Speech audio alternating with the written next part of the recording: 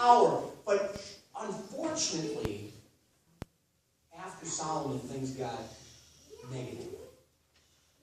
And a lot of it had to do with the fact that the people of Israel had forsaken their God. You know, the same people that told Joshua when they were, on the brink of the promised land, we will do everything the Lord has said. And now all of a sudden, we find them rejecting, following other gods. Whatever the flavor of the day was, whether it was Baal or Asherah or whatever, they followed other gods instead of the Lord. And all of a sudden, you find that the kingdom that was so united now was dissolving politically, economically, socially, and spiritually into a divided kingdom. And all those kings that came after, if you read in the book of Kings, all right, you're going to see a very familiar refrain. And he did evil in the eyes of the Lord. There were a couple of good ones, but for the most part it was, and he did evil in the eyes of the Lord.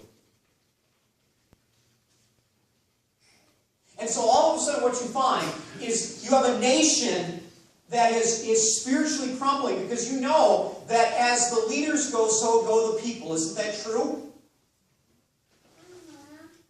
And so the nation of Israel is crumbling at the seams. They were ripe for an invasion, and that's exactly what happened.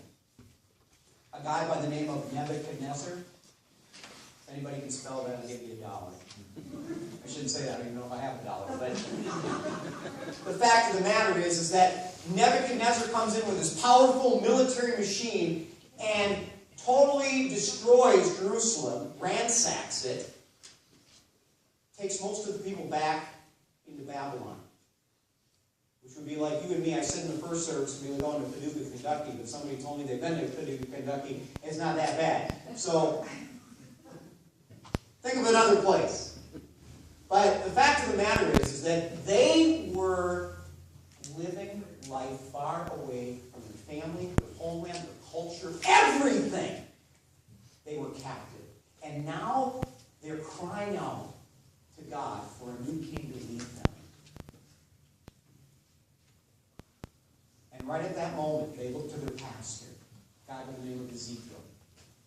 Tell us, who's going to come here and rescue us? Who's going to come here and bail us out? And Ezekiel all of a sudden says, let me tell you about a shepherd. Can you imagine your mouths dropping? Friends, I want to leave you with a couple of important principles today, based on the words that Ezekiel teaches us. And the first principle is this: a shepherd seeks the scattered. Let me read to you the scriptures. For this is what the sovereign Lord says: I myself will search for my sheep and look after them. As a shepherd looks after his scattered flock when he is with them, so I will look after my